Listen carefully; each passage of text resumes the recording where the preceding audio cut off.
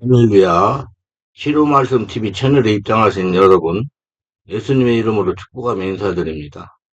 저는 서울 방배동에 있는 충만한 교회에서 26년이 넘도록 예수님 이름과 성령에서 일반 병원에서 고치지 못하는 귀신 축사, 우울증 치유, 공황장애 치유, 조현병 치유, 불면증 치유, 각종 암을 포함한 육체 불치질병 치유, 뼈관절 디스크, 척추 협착성 치유, 악성 근육통 치유, 개인 가정 삶의 문제 치유, 물질 문제 치유, 부부 문제 치유, 깊은 기도 뇌철철 등을 전문으로 치유목회하는 강요세 목사입니다. 그동안 수천 명, 수많은 환자들을 예수 이름과 성령으로 치유하여 정상적이고 행복한 삶, 사람답게 살아가도록 인도했습니다. 그리고 목회자들을 치유하고 은사와 능력을 받아 치유 사역자로 치유 목회하도록 훈련했습니다. 지금도 매주 월, 화, 금, 토, 주일 오전에 귀신 축사, 대적 치유, 깊은 기도 치유 집회를 진행하고 있습니다.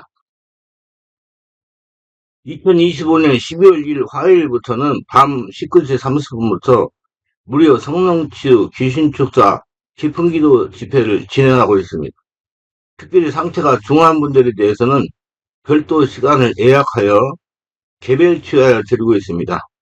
이 강의는 제가 26년 동안 성령치유 사역을 하면서 집필한 90여가지 저서를 통하여 한 권 한 권 설명하며 강의하는 것입니다. 많은 은혜가 있으시기를 바랍니다. 사람들이 세상에서 바라고 원하는 것 중 하나는 뭐든지 형통하는 것일 것입니다. 형통이 무엇인데 그렇습니까? 형통은 막히지 않고 순조롭게 되는 것입니다. 이 말씀을 통해서 목회하시는 목회가 형통하게 되기를 바랍니다. 사업하시는 분은 사업이 형통하게 되기를 바랍니다. 공부하는 학생 공부가 형통하게 되기를 바랍니다. 직장에 다니시는 분 직장에서 하는 일이 형통하게 되기를 바랍니다. 자녀를 기르는 어머니나 자녀들이 형통하게 되기를 바랍니다. 영내 일을 계획하는 사람은 그 계획이 형통하게 되기를 바랍니다. 그럼 형통의 복을 받으면 승승장구합니다. 날이 갈수록 커갑니다. 매사가 잘 되어갑니다. 그러나 이 형통의 복을 마다할 사람이 어디 있겠습니까? 사람이라면 누구나 다 이 복을 받을 겁니다. 성경에 보면 이런 형통의 복을 누렸던 인물들이 많이 있습니다. 대표적인 사람으로 먼저 요셉을 들 수 있습니다. 요셉은 그 생애 속에서 많은 어려움과 역경이 있었습니다. 말도 못한 역경을 겪었습니다. 그러나 그의 생애를 살펴보면 그는 형통한 삶을 살았습니다. 그런 노예로 팔려갔다가 나중에는 애굽의 총리 대신이 되었습니다. 또 다른 사람으로 여호수아가 있습니다. 위대한 지도자 모세가 죽자 여호수아가 그 뒤를 이어 지도자가 되었으면 처음에 그는 어떻게 이 많은 이스라엘 백성들을 지도해야 할지 몰라서 두려웠습니다. 그러나 하는 일마다 성공하여 마침내 가나안 땅을 정복했습니다. 그리고 또 다른 사람으로는 다니엘이 있습니다. 다니엘은 이스라엘 멸망 후 적국에 포로로 잡혀갔습니다. 그러나 그곳에서 형통하는 삶을 살아 높은 관직이 올랐습니다. 전쟁 포로로 잡혀간 그였지만 그는 나라에서 다스리는 사람이 되었습니다. 이외에도 모세, 다윗, 솔로몬, 히스기야 등 수많은 사람이 다 형통의 복을 누리고 살았습니다. 모두 다 하나님이 주인을 모시고 하나님이 함께 있기 때문입니다. 현 시대에 와서는 저도 형통의 복을 받았다고 생각하고 체험하고 살아가고 있습니다. 이와 같이 형통의 복을 받으면 성공적인 삶을 살 수 있는데 그러면 어떻게 해야 이 복을 받을 수 있겠습니까? 무엇보다도 하나님 마음에 합한 자가 되어야 됩니다. 하나님은 성실한 사람을 형통하게 하십니다. 요셉은 야곱의 11번째 아들로 태어나 다른 형들에게 시와 질투와 미움을 받았습니다.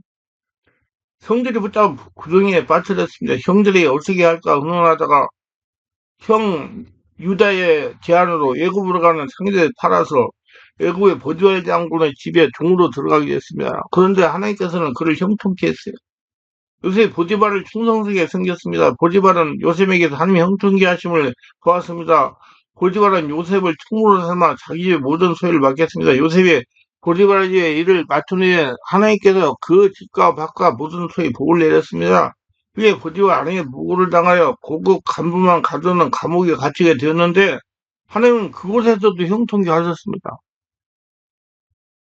감옥에서 여부왕 바로의 술 맡은 관을 만나게 되고 후에 그의 청고로 바로의 신임을 얻어 애굽의 총리가 된 겁니다. 그래서 흉년 때문에 존폐기에 있던 70인이 이스라엘 족속을 애굽 고센 땅으로 불려들여 살게 되었습니다. 초강대국인 애굽의 보일세에서 430년 동안 20세, 60세 남자만 60만 명이 되도록 강성케 했습니다. 출애굽하여 가나안에 독사적으로 신정국가를 세워나갈 만한 실력이 된 것입니다. 그리고 모두 다 이렇게 되려고 그러면 꿈이 있어야 돼요. 요셉은 어렸을 때 하나님이 주신 꿈을 꾸었습니다. 형제들의 11단 곡식단이 자신의 곡식단에 절하는 꿈을 꾸었습니다. 또 해와 달과 11별이 모두 자기에게 절하는 꿈이었습니다. 이 꿈은 야곱의 모든 족속이 요셉에게 절을 하게 된다는 내용이었습니다. 그것은 이스라엘의 미래에 대한 하나님의 목적을 알려주신 꿈이었습니다. 하나님께서 이스라엘의 구원 사역에 요셉을 쓰시겠다는 암시였습니다. 요셉은 그 암시를 항상 기억하고 자신의 그렇게 쓰임받기를 원했습니다.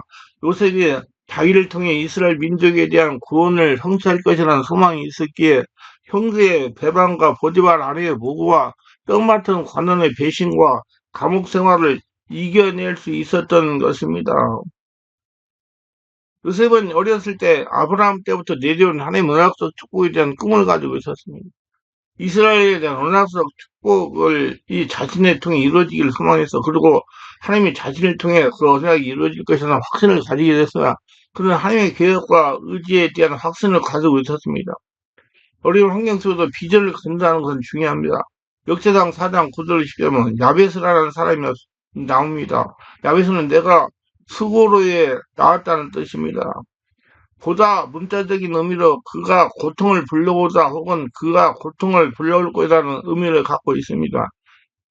그 이름은 그 어머니가 지어준 이름이었어요. 고대 풍수에서 쉽게 확인할 수 있듯이 그 어머니가 그에게 이름을 지어준 것을 보면 그 어머니가 그를 낳을 때 큰 고통 가운데 있었다는 것을 알 수 있습니다. 그 어머니는 그를 낳았을 때 그로 인하여 더 큰 고통을 당하였고 그 아이에 대한 미래에 대한 좋지 않은 예감을 갖고 있었던 것을 분명합니다. 야베스를 태어날 때부터 좋지 않은 환경에 살아갔고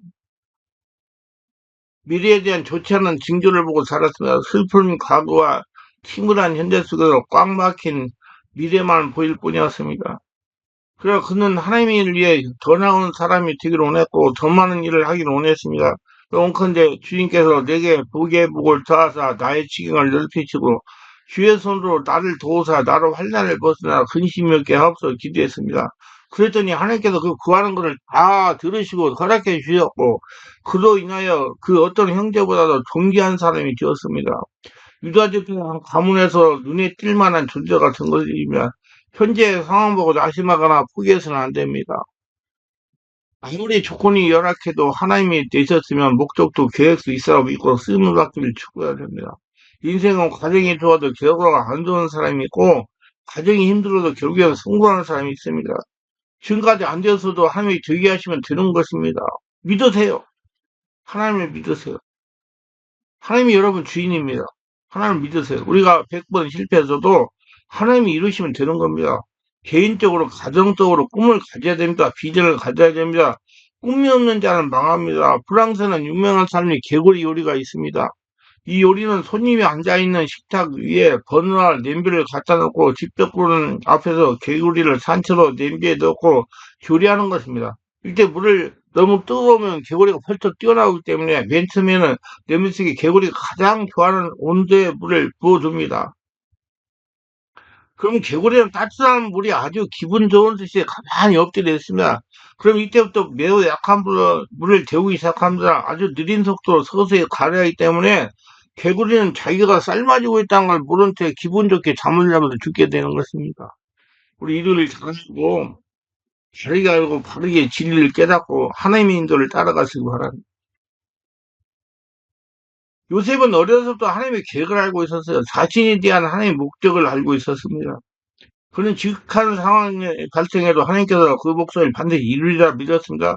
그 불행한 사건이 하나님의 목적을 이루는 데 있어 필요한 사건이라고 믿었습니다. 그럼 불행한 사건 속에서도 하나님께서 자신에 대한 목적을 이루기에 선한 도구로 사용하실 때 도리어 목적을 이루는 유익하게 되실 것이라는 믿음을 갖고 항상 하나님을 찾았습니다.